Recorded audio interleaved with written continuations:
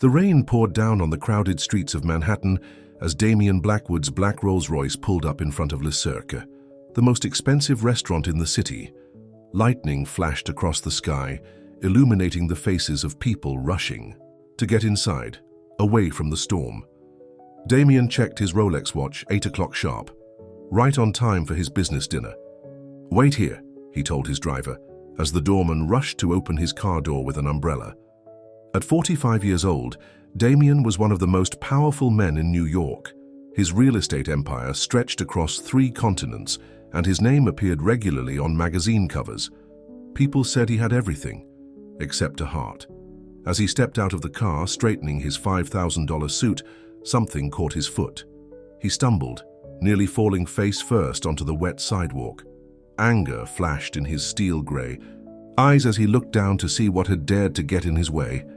A woman sat huddled against the restaurant's wall, trying to stay dry under a piece of cardboard. Her clothes were wet and ragged, her face dirty and lined with exhaustion. She looked up at him with pleading eyes.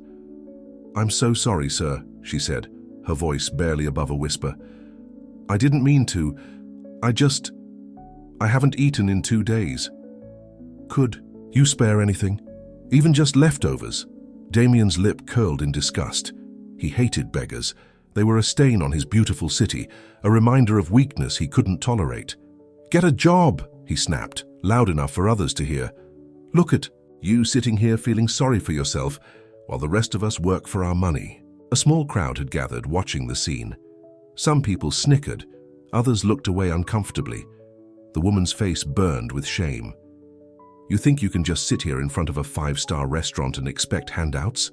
Damien continued, enjoying the attention. "This isn't a soup kitchen. If you want to eat here, earn it like everyone else." The woman's eyes filled with tears, but something else flickered in them, a flash of recognition that Damien missed entirely. She pulled her thin jacket tighter around her shoulders, and as she did, something glinted in the streetlight.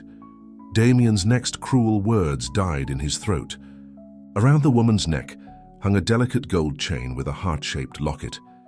Despite the grime and years of wear, he knew that necklace. He would have known it anywhere. It was the exact same necklace his mother had worn every day of his childhood. The one she had promised would always keep them connected. The one she had been wearing the night she disappeared 20 years ago, leaving him alone with his cold, demanding father. His hands started to shake. The confident sneer melted from his face. "That necklace," he said, his voice suddenly hoarse. "Where did you get it?" The woman's trembling fingers touched the locket. When she looked up at him again, her eyes held a lifetime of pain and longing. "You used to say it was magic," she whispered. "You said it had a piece of my heart inside it, remember? That's why. You could always feel when I was near." The world tilted beneath Damien's feet. The sounds of traffic and rain faded away.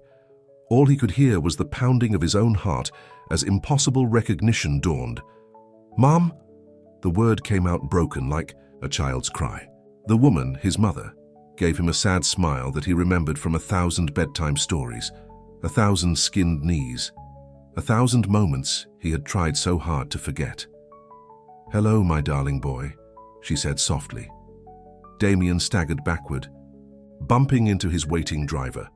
The gathered crowd murmured in confusion, watching as the mighty Damien Blackwood's face turned ashen. His mother. The woman he had just publicly humiliated was his mother. The same woman who had read him stories every night, who had held him through thunderstorms, who had promised never to leave him, until she did.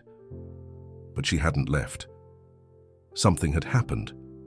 Something that had turned his beautiful, loving mother into this broken woman on the street, and he had just treated her like garbage. I don't understand," he managed to say. "What happened to you? Where have you been?" His mother's eyes darted nervously to the side, fear replacing the warmth. In them, "We can't talk here," she whispered. "It's not safe. They might see." "Who might see? Mom, what are you talking about?" But she was already struggling to her feet, her movements pained and jerky. "I have to go. I've said too much already. Please, forget you saw me." "No." Damien reached for her arm, but she pulled away. "Mom, wait." She turned and disappeared into the crowd, leaving Damien standing in the rain, his expensive suit soaked through, his world completely shattered. The necklace. The magic necklace that had always connected them. He had to know the truth. He had to find out what had happened to his mother, and he had to face the horrible reality of what he had become in her absence. A man who would ridicule a homeless woman begging for food. A man his mother would have been ashamed to call her Sons. As the rain continued to fall, Damien Blackwood made a silent vow. He would find his mother again. He would discover the truth about her disappearance, and somehow he would find a way to make things right. But he had no idea that the truth would be more dangerous than anything he could imagine, or that his mother's reappearance would unravel a web of lies that went back 20 years. Lies that powerful people would kill to protect. Damien barely slept that night. He tossed and turned in his penthouse apartment, haunted by the image of his mother's face. The morning sun found him sitting in his home office, staring at an old photograph, the last picture ever taken of his mother, Elizabeth Blackwood. As in it, she was smiling, beautiful and elegant in a blue dress, the gold locket gleaming at her throat. "Mr. Blackwood?" His assistant Jenny knocked on the door. "Your 9 o'clock appointment is here." "Cancel everything," Damien said, his voice rough from lack of sleep. "Cancel all my meetings for the week." Jenny's eyes widened. In 15 years, Damien had never cancelled a meeting. "Sir, is everything all right?" "No," he said quietly. "Nothing is all right." As soon as Jenny left, Damien picked up his phone and dialed a number he hadn't called in years. "Frank, it's Damien Blackwood. I need your help. It's about my mother." Frank Martinez had been the lead detective on Elizabeth Blackwood's disappearance case 20 years ago. He was retired now, but he had never forgotten the case that haunted him. The wealthy socialite who vanished without a trace, leaving behind a teenage son and a husband who seemed more angry than worried. An hour later, Frank sat across from Damien, his weathered face serious as he listened to the story of the previous night. "You're sure it was her?" Frank asked, leaning forward in his chair. "The necklace, Frank. She had the necklace." Damien's hands clenched into fists. And her eyes, they were the same. But she was terrified of something. Or someone. Frank pulled out an old notebook, its pages yellow with age. "There was always something that didn't add up about your mother's disappearance. Your father insisted she had run away with a lover, but—" "My father," Damien interrupted, his voice hard. "Where was he when she disappeared?" "According to the official report, he was at a business meeting in Chicago." "And you believed him?" Frank's silence spoke volumes. "My father died 5 years ago," Damien said, standing to pace the room. "He took whatever he knew to his grave. But before he died, he changed his will. He left everything to me, but there was a condition. I could never reopen the investigation into my mother's disappearance." Frank's eyebrows shot up. "You never told me that. I was angry back then. Angry at my mother for leaving, angry at the world. I didn't care about the truth. I just wanted the money, the power." Damien's voice broke. "I became exactly what my father wanted me to be. A knock at the door interrupted them. Jenny entered, looking nervous. "I'm sorry, Mr. Blackwood, but there's someone here to see you. She says she knows about your mother." Damien's heart jumped. But the woman who walked in wasn't his mother. It was an elderly lady, her white hair neatly styled, her clothes simple but clean. "My name is Rose Martinez," she said. "I was your mother's housekeeper, and I've been keeping her secret for 20 years. Damien and Frank exchanged shocked looks. Frank's face had gone pale. Rose was his wife. "You knew," Frank whispered. "All this time?" Rose's hands twisted together. "I had to protect her. They would have killed her if I hadn't helped her escape." "Who?" Damien demanded. "Who wanted to kill my mother?" "Your father," Rose said quietly, "and the men he worked with, the ones who used his construction companies to launder money for the mob." The truth hit Damien like a physical blow. His father's construction empire, the one Damien had inherited and built into a global corporation, had been built on blood money. "Elizabeth discovered the truth," Rose continued. "She found documents, proof of everything. She was going to go to the police, but somehow they found out. The night she disappeared, she didn't run away, she ran for her life." Damien sank into his chair, his mind reeling. "But why didn't she take me with her?" Rose's eyes filled with tears. She tried. She came to your room that night, but your father's men were already there. They told her if she ever contacted you, they would kill you both. And now, Frank asked, why has she surfaced after all these years? Because the man who threatened her is dead, Rose said. The mob boss who worked with your father, Vincent. Calabresi. He died last month. Damien remembered reading about it in the papers. Heart attack on his yacht. But there are others, Rose warned. People who still have everything to lose if the truth comes out. Your mother has proof, evidence she's kept hidden all these years. That's why they're still hunting her. Suddenly, a crash echoed from the street below. Damien rushed to the window just in time to see a group of men forcing someone into a black van. He caught a glimpse of dirty blonde hair, a struggling figure. "Mom!" he shouted, but the van was already speeding. Away. His mother had been right outside his building, probably working up the courage to come see him. And now she was gone again. "We have to find her," Damien said, turning to Frank and Rose, "before they silence her forever." Rose reached into her purse and pulled out an envelope. "She gave me this years ago, told me to keep it safe. Said if anything ever happened to her, I should give it to you." Inside the envelope was a key and a piece of paper with an address. "It's a storage unit," Rose explained. "Everything she found, everything she's gathered over the years, it's all there." Damien stared at the key in his hand. Somewhere in the city, his mother was in danger. The truth about his father's empire was about to come crashing down, and he was the only one who could make things right. "I'm going to find her," he said. "And this time I'm not letting anyone hurt her again." What he didn't know was that at that very moment, in an abandoned warehouse by the river, his mother was facing the very men who had destroyed her life 20 years ago. And they were determined that this time, Elizabeth Blackwood would disappear forever. Elizabeth Blackwood's head throbbed as she regained consciousness. The room was dark and smelled of motor oil and river water. Her wrists were tied to a metal chair and her precious necklace had been torn from her neck. Through the grimy windows of the warehouse, she could see the lights of Manhattan twinkling across the water. "Welcome back, Mrs. Blackwood," a smooth voice said from the shadows. It's been a long time. She knew that voice. It had haunted her, nightmares for 20 years. Michael Preston. Her husband's former business partner stepped into the dim light. He looked older now, his hair gray at the temples, but his eyes were still as cold as she remembered. "You should have stayed hidden," he said, turning her necklace over in his hands. "We had an agreement. You stay away from Damien and he gets to live." "Vincent is dead," Elizabeth said, her voice stronger than she felt. "Your whole empire is crumbling." Michael's smile didn't reach his eyes.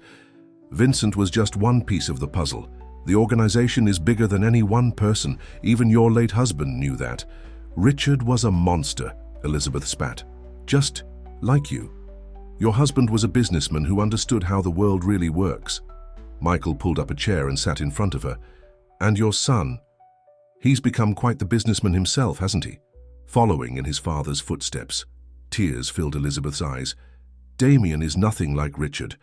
I saw it in his eyes last night. My son is still in there, underneath all that cold armor. The son who just humiliated you on a public street?" Michael laughed. "Face it, Elizabeth, we won. We turned him into exactly what we wanted. A man who cares about nothing but money and power." Meanwhile, across town, Damien was breaking every traffic law in New York as he raced toward the storage facility. Frank sat beside him in the passenger seat, holding onto the dashboard as they took corners at dangerous speeds. "The address is in Red Hook," Frank said, checking his phone. "Industrial area, lots of old warehouses." "She kept evidence for 20 years, Damien said, his knuckles white on the steering wheel. "All that time living on the streets, and she never gave up." "Your mother was always the strongest person I knew," Frank said quietly. "That's why they were so afraid of her." They pulled up to a run-down storage facility near the waterfront. Unit 23B was at the back, hidden from the street. Damien's hands shook as he fitted the key into the lock. The metal door rolled up with a grinding sound, revealing a small space packed with boxes. But it was the wall that caught their attention. It was covered with photographs, newspaper clippings, and documents all connected by red string, like something out of a detective movie. "My God," Frank breathed, shining his flashlight over the wall. She documented everything. There were photographs of his father with known mob bosses, bank, statements showing millions in mysterious transfers, building permits for projects that never existed. And in the center, a photograph of Michael Preston shaking hands with Vincent Calabrese. "Preston," Damien growled. "He took over all my father's old construction contracts after Dad died. He's been pushing to merge our companies." "Look at this," Frank said, pulling a file from one of the boxes. Inside were more recent photographs. Michael Preston meeting with city officials, handling briefcases full of cash. The corruption never stopped, Damien realized. They just got better at hiding. And Preston, he's the one who's been running everything since Vincent died. His phone buzzed, a text message from an unknown number. When he opened it, his blood ran cold.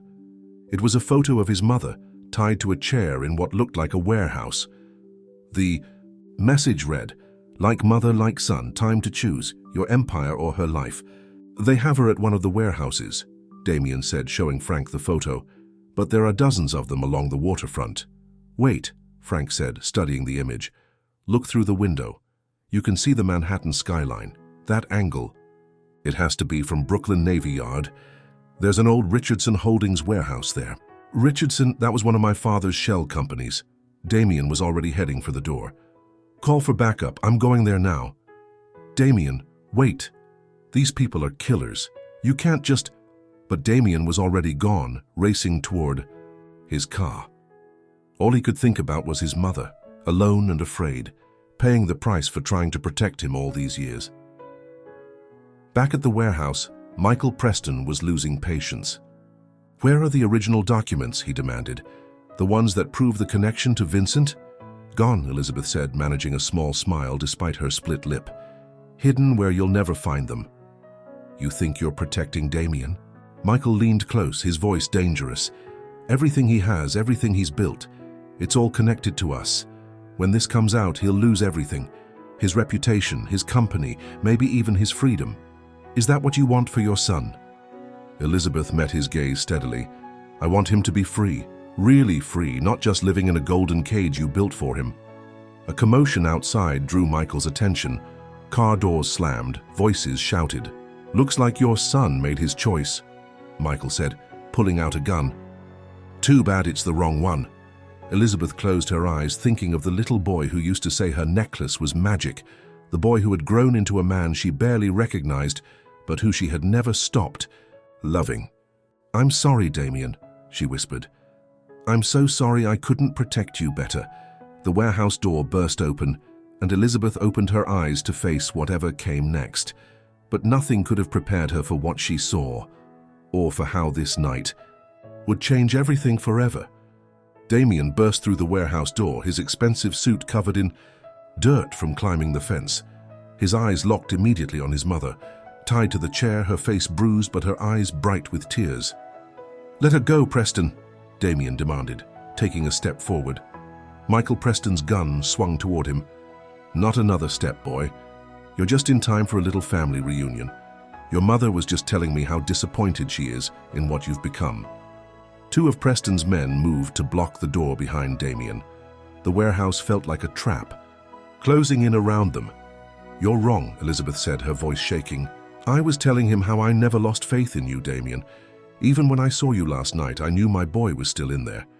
Preston laughed. "Still believing in fairy tales, Elizabeth? Look at him. Look at what we made him into.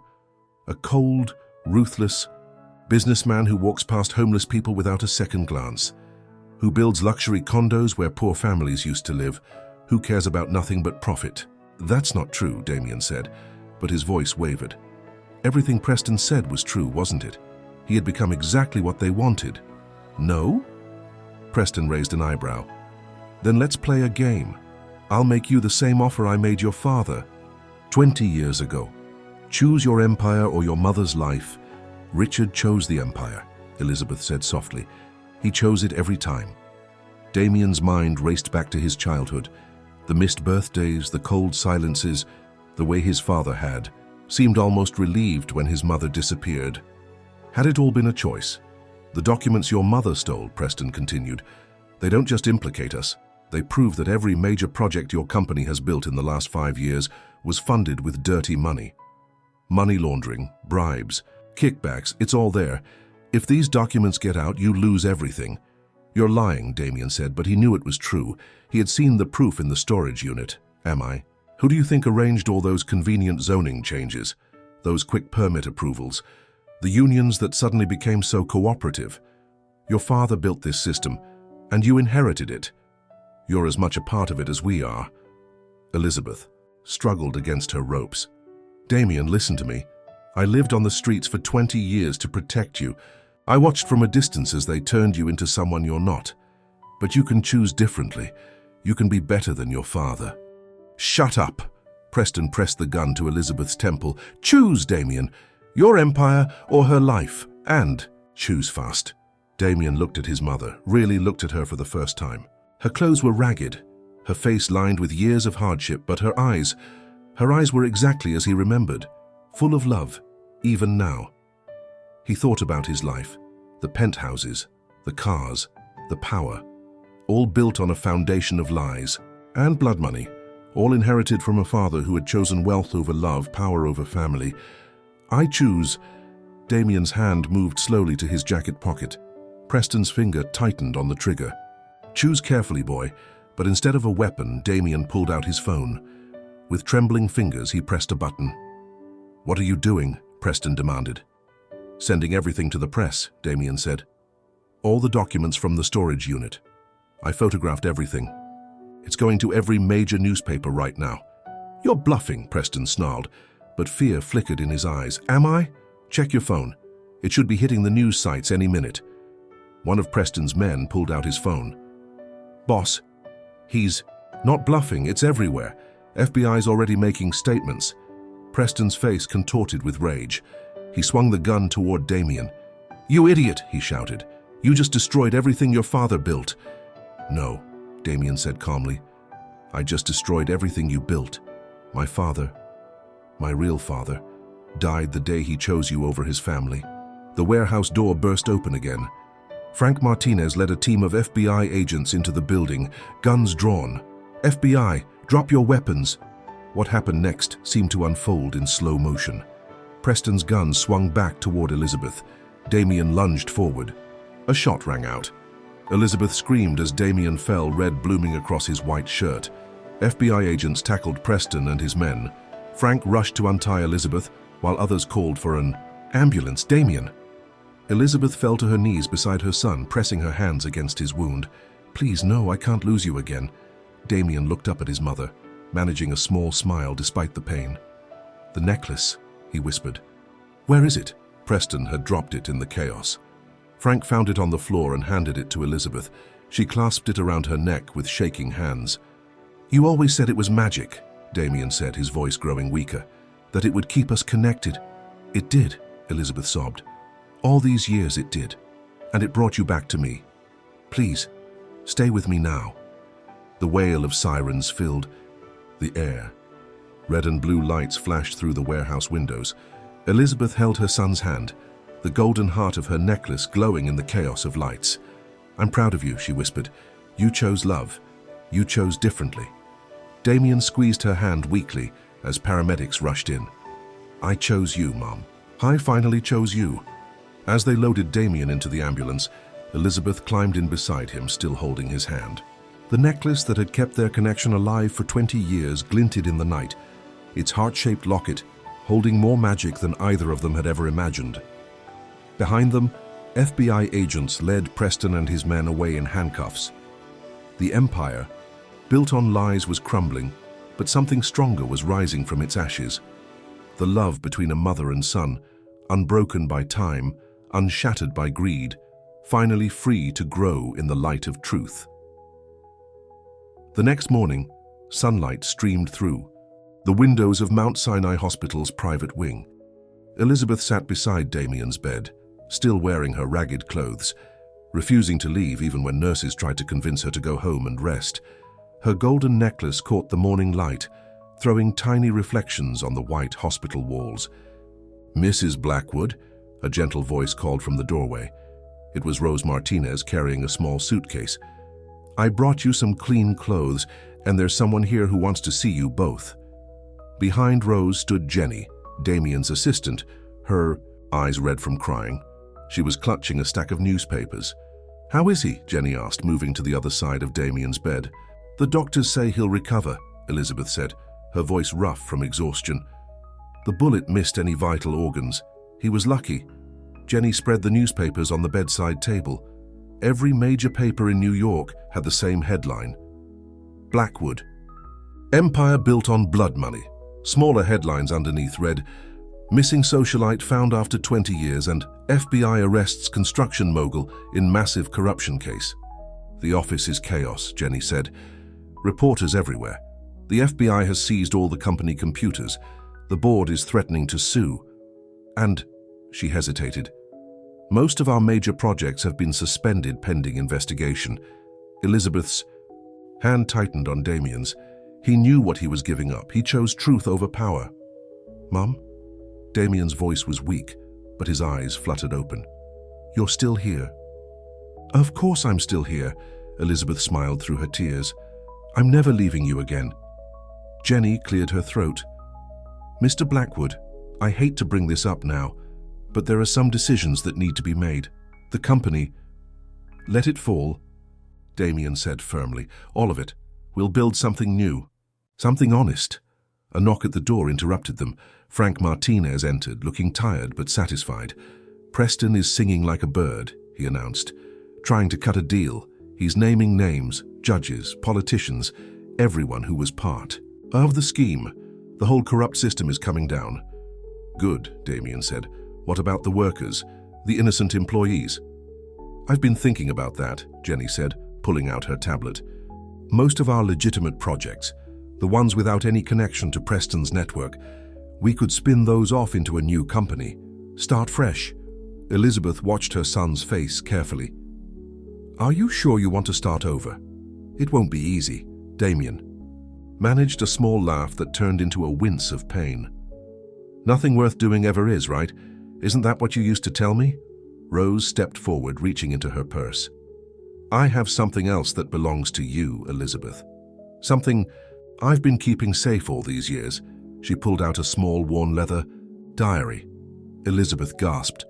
"My journal," she whispered. "I thought it was lost forever." "You left it with me the night you disappeared," Rose explained. "I've kept it hidden, along with some other things. Letters you wrote to Damien but could never send. Pictures I took of him growing up so you could see him even from far away." Elizabeth opened the diary with trembling hands.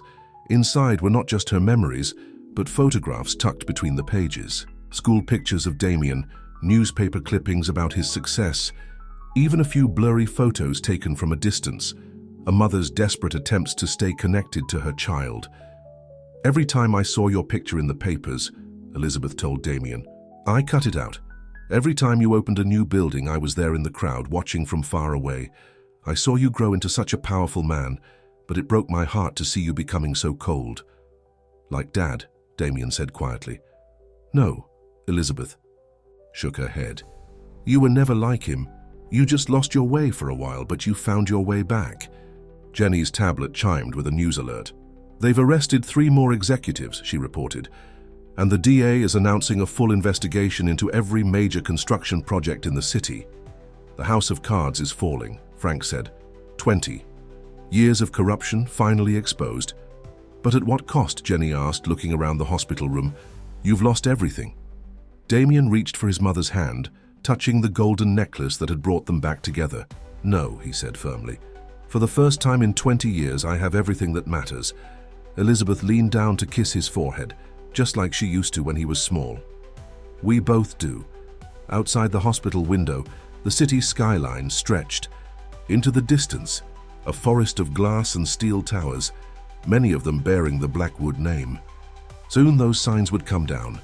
The empire would crumble, but something stronger would rise from the ruins. A family rebuilt, a truth finally told, a love that had survived 20 years of separation. "Tell me about them," Damien said suddenly, pointing to the photographs spread across his bed. "Tell me about all the moments you watched from far away. Tell me everything."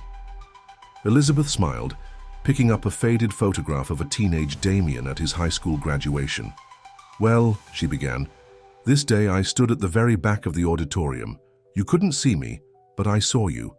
You looked so much like your father, in your cap and gown. But when you smiled, that smile was all yours." As she began to share her stories, the morning sun grew warmer, filling the hospital room with golden light. Outside, reporters clustered at the hospital entrance, hungry for more details about the scandal that was shaking New York to its foundations. But up here, in this quiet room, none of that mattered.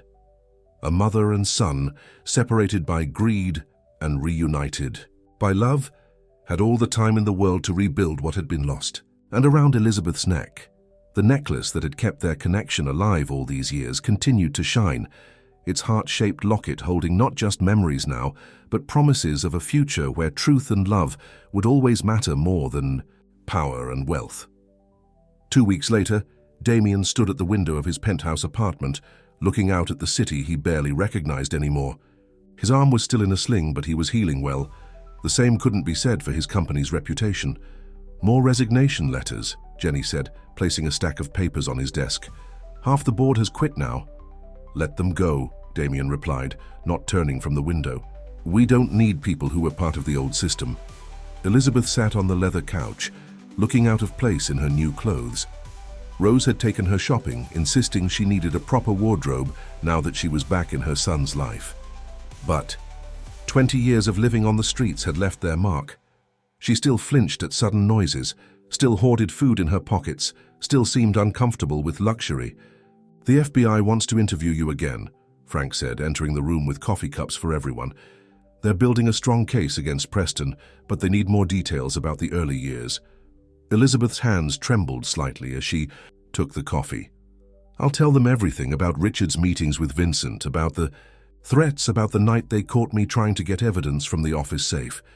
"You never told me about that night," Damien said, finally turning from the window. Elizabeth touched her necklace, a habit she'd developed over the years. "It was 2 days before I disappeared. I had suspected something was wrong with your father's business for months.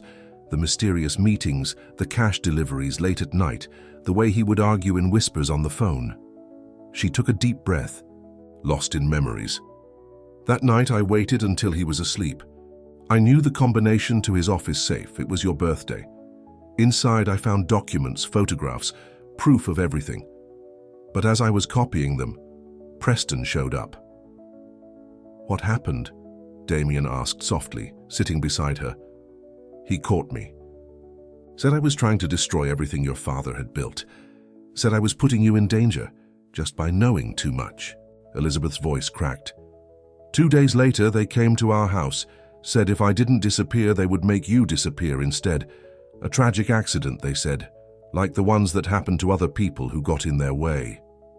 Jenny wiped tears from her eyes. Even Frank looked away, his jaw tight with anger. "But you didn't just disappear," Damien said.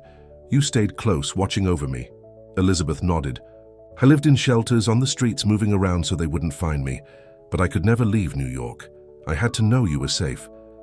A knock at the door made everyone jump. Rose entered, carrying a large cardboard box. "I found it," she announced. "Hidden in my attic all these years." She placed the box on the coffee table and opened it carefully. Inside were stacks of papers, old photographs and cassette tapes. "Your mother gave me these piece by piece over the years," Rose explained. "Evidence she kept gathering even while living on the streets. She never stopped trying to bring them down." Damien pulled out a photograph. It showed his father shaking, hands with Vincent Calabresi, while Michael Preston stood in the background smiling. The date stamp showed it was taken just a week before his mother disappeared. "The FBI has most of the recent evidence from the storage unit," Frank said, examining the box's contents. "But this is the historical record.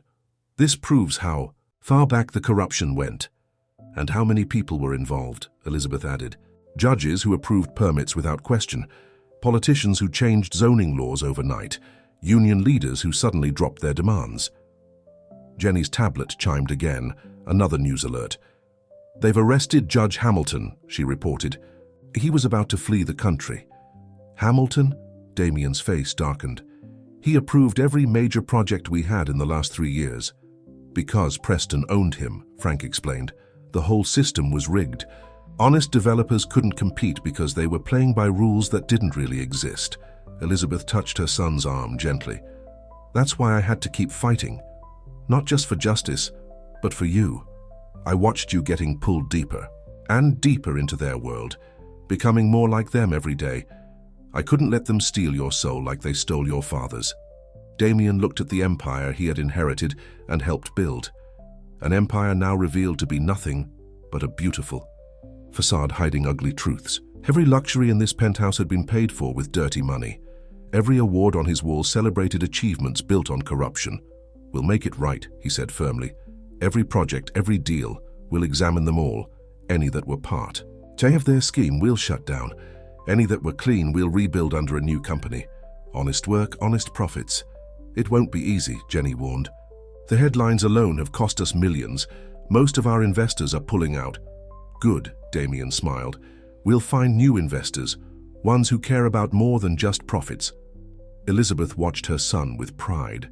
This was the man she had always hoped he would become, strong enough to face the truth, brave enough to choose what was right over what was easy.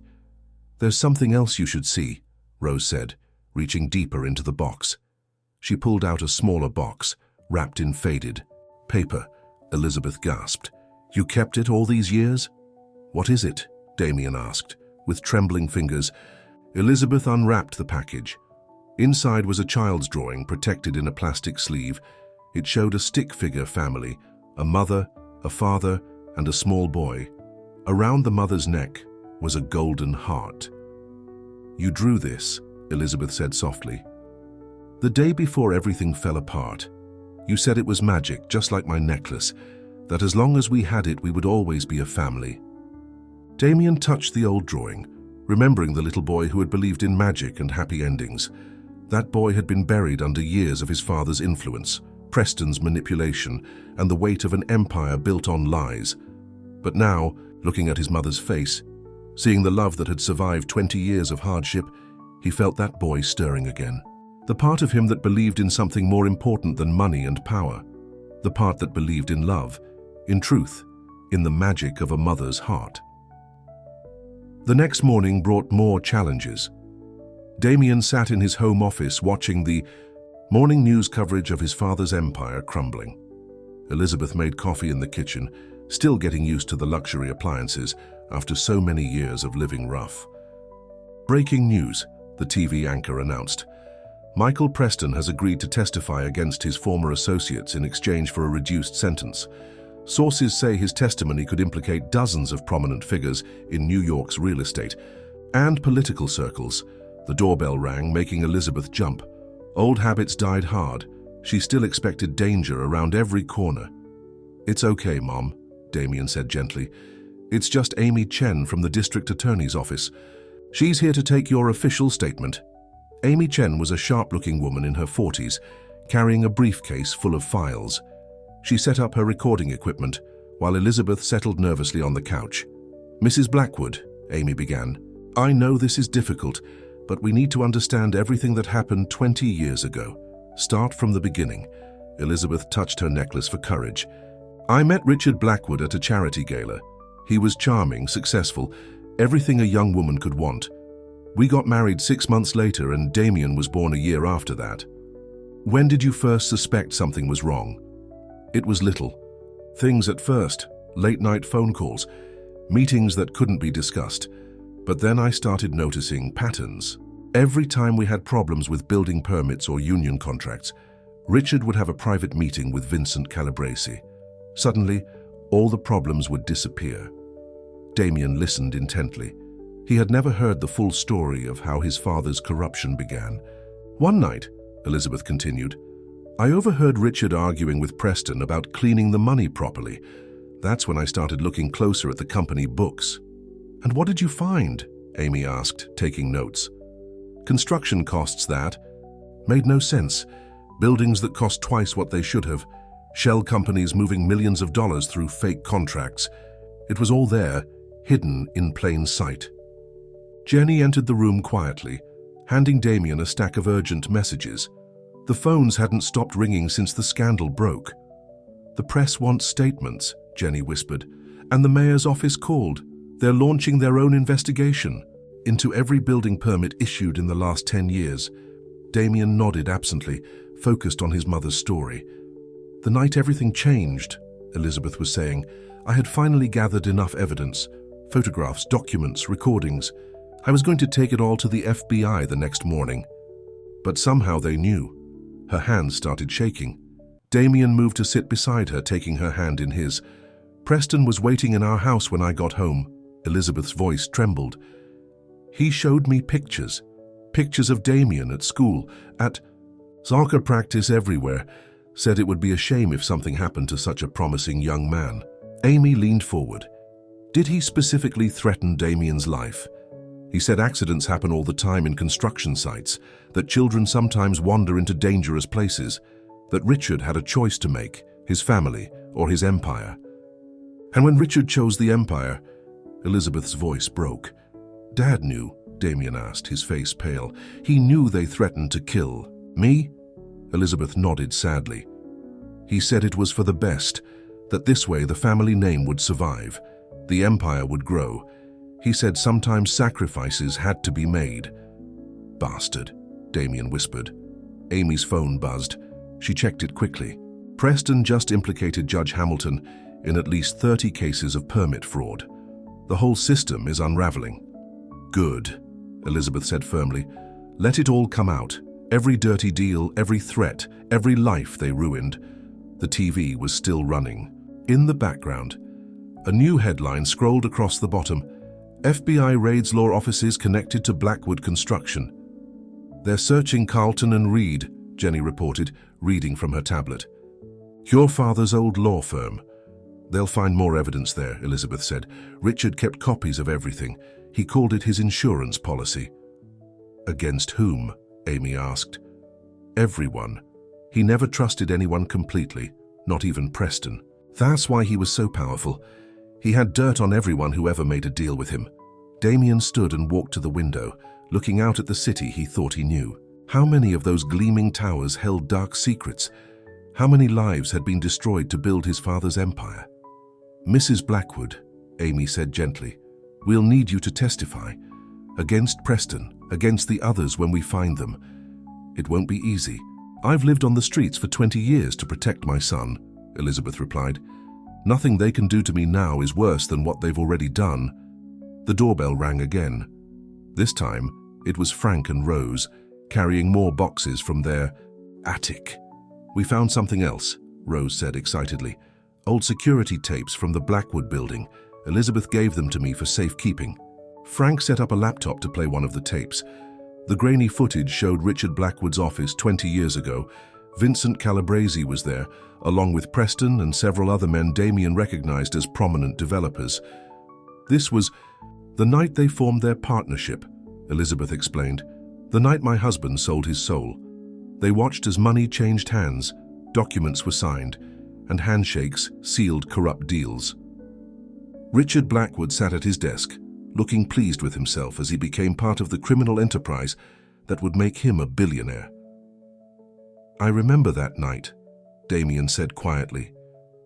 "Dad came home late. You were already in bed, Mom.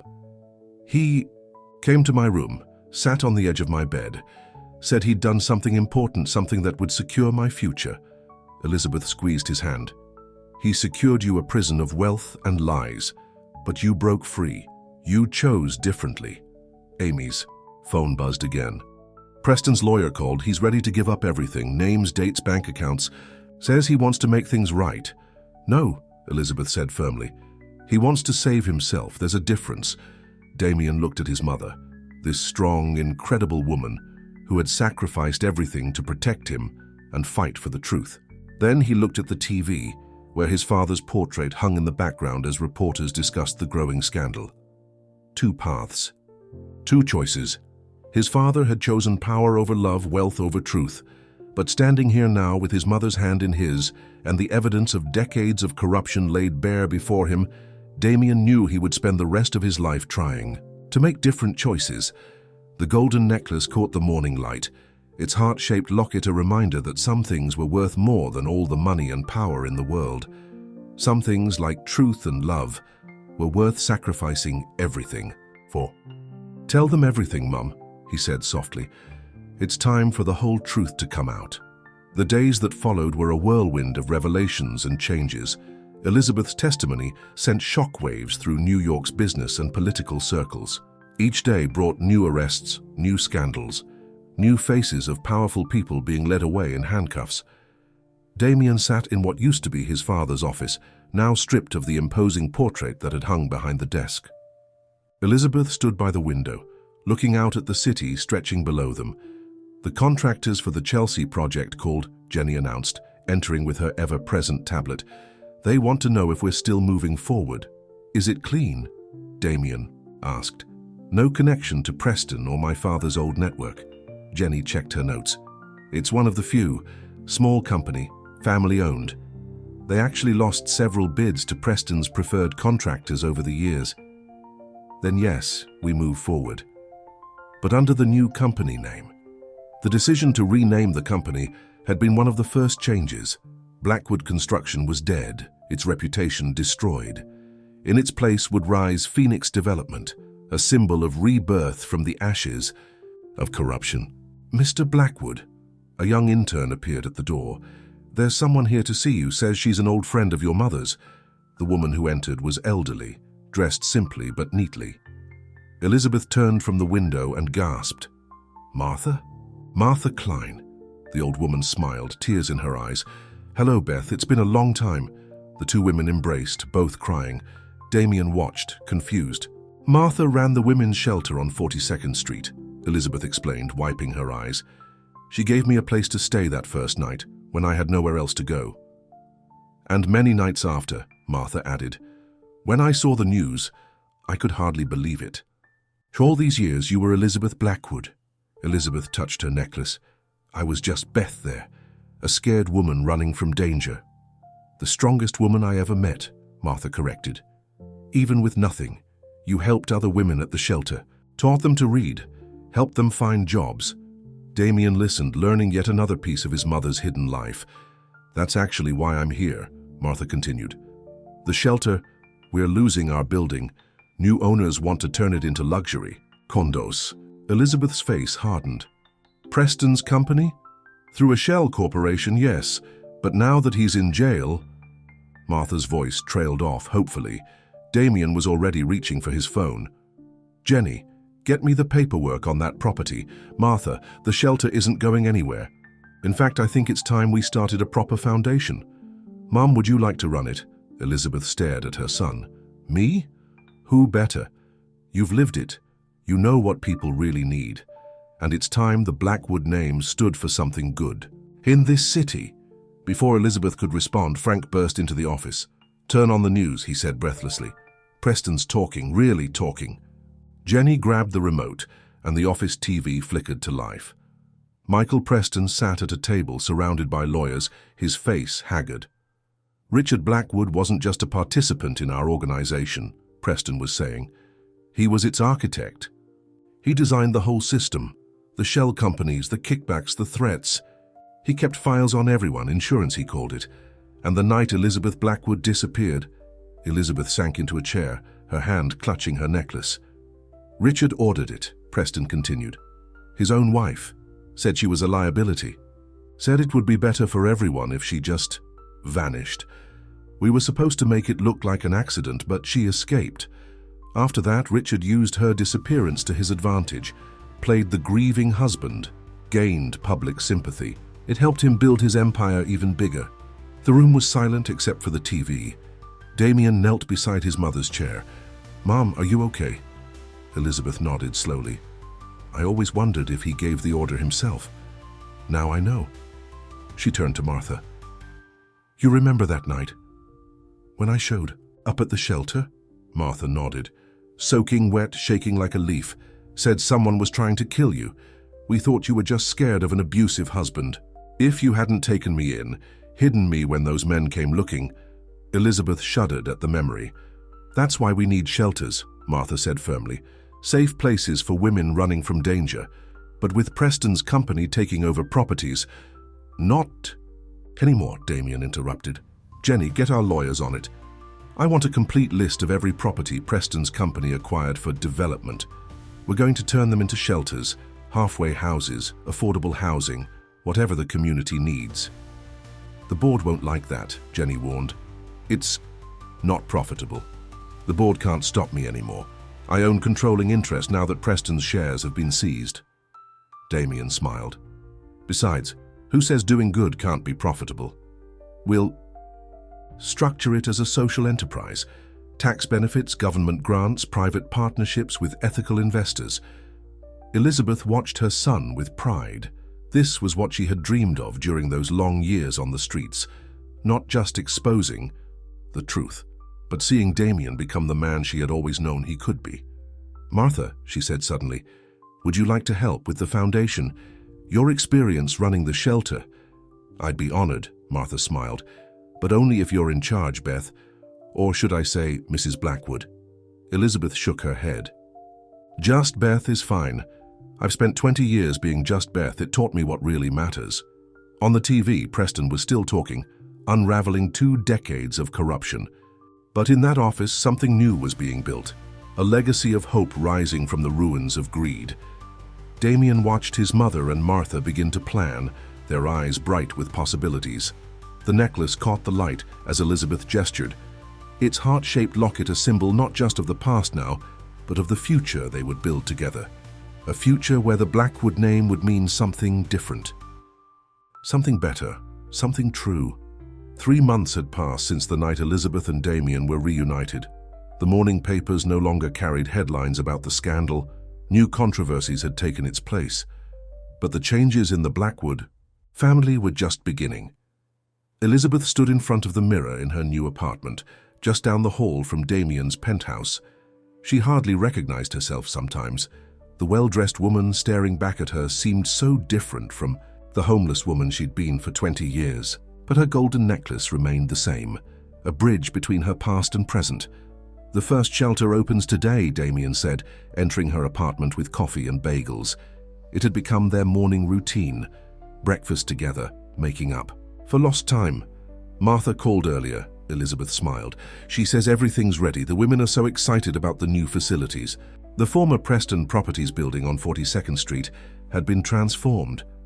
What was once going to be luxury condos was now a state-of-the-art women's shelter, the first of many planned by the new Blackwood Foundation.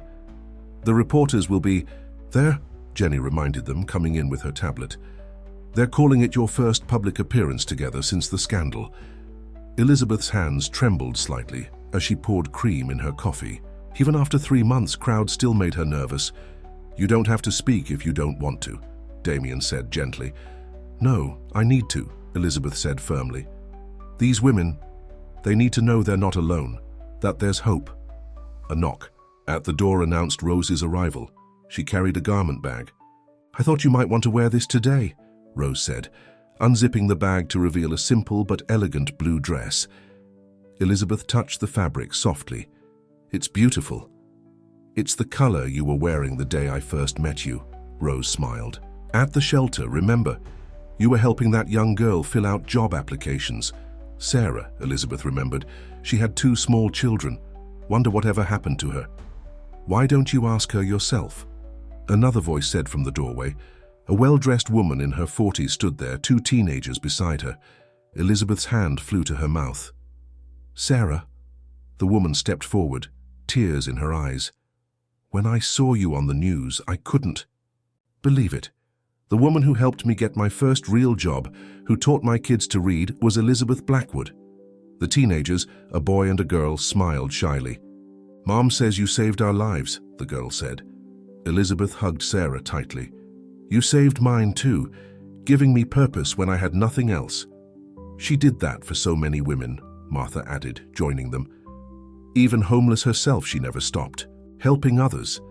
Damien watched his mother, amazed by these glimpses into her hidden life.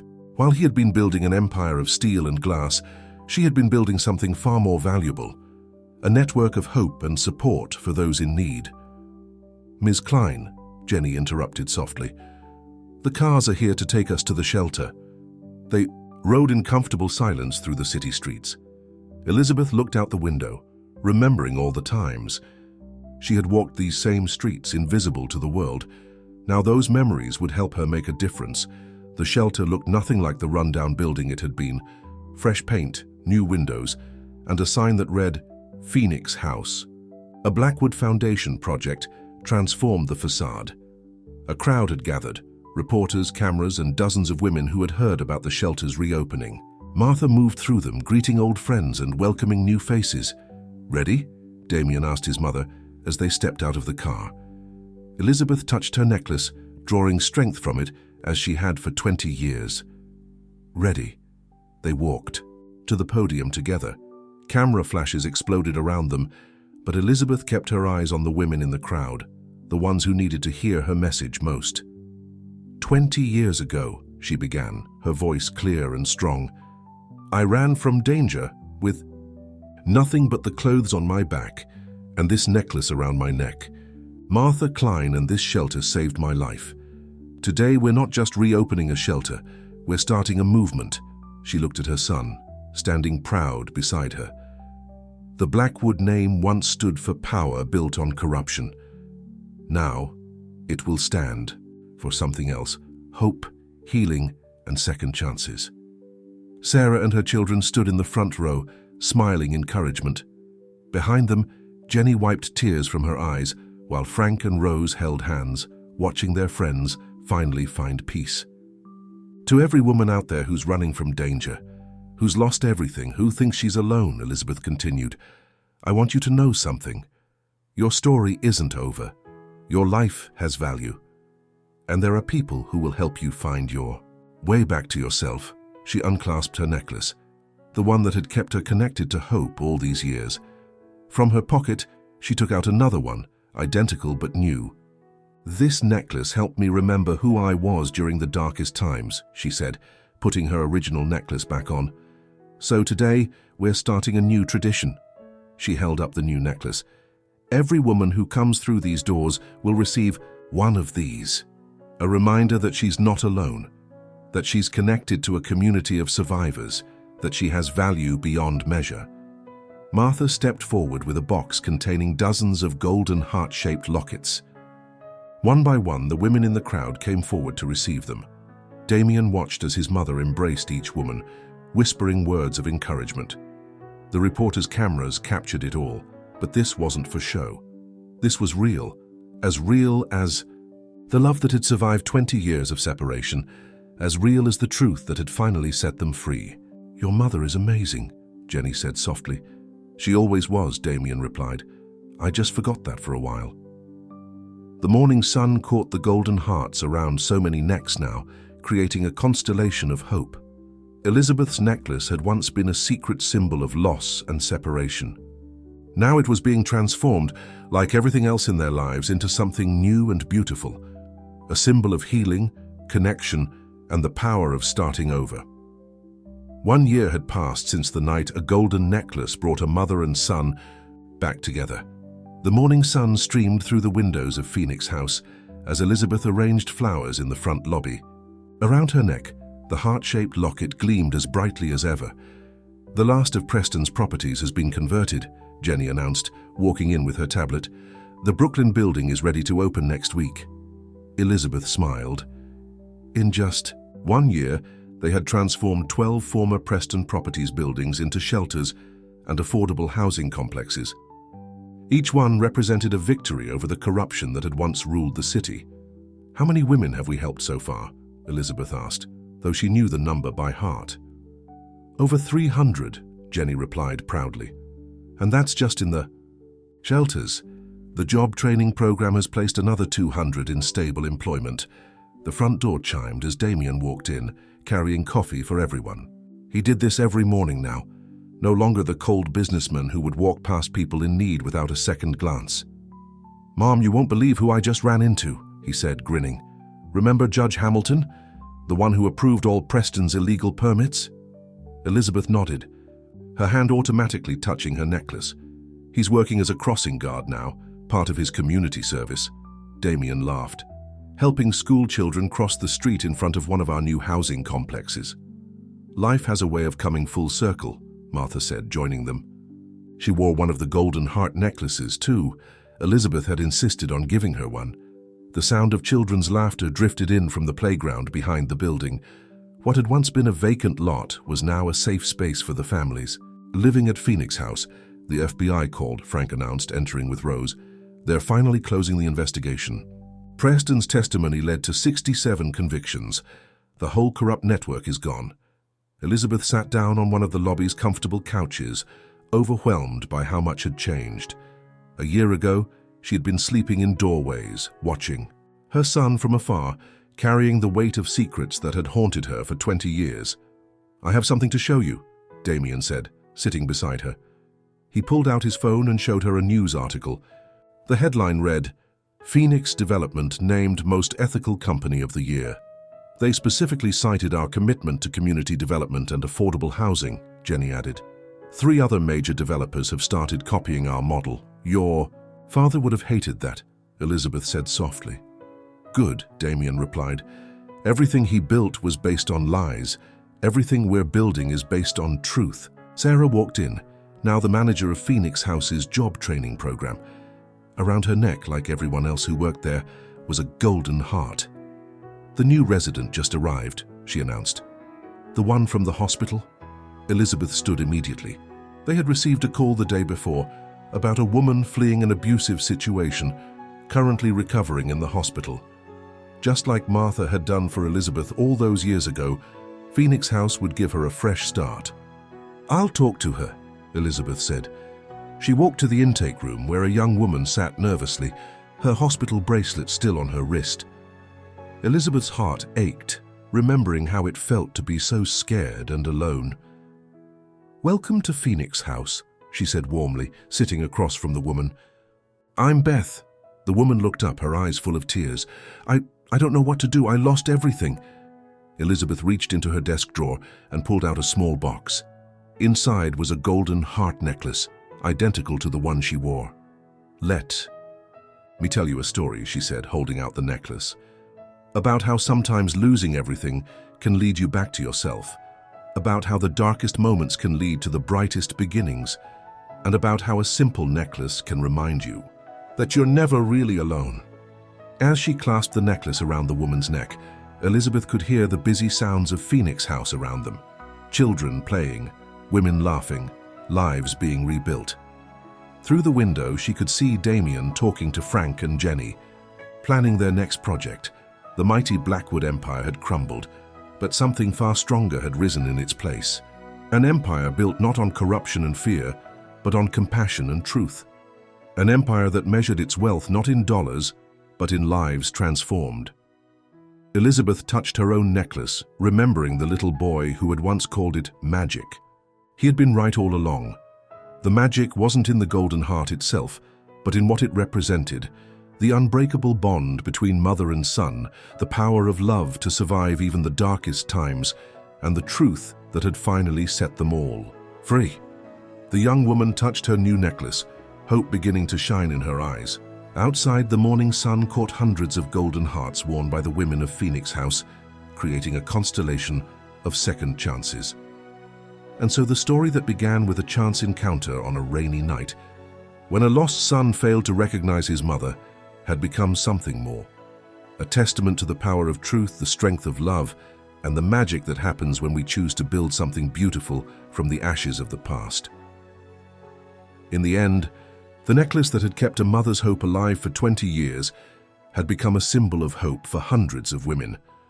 And in the heart of New York City, where greed and corruption had once ruled, a new kind of empire flourished, one built on the simple truth that every life has value. Every person deserves a second chance, and no one is ever truly lost as long as love lights the way home. The end.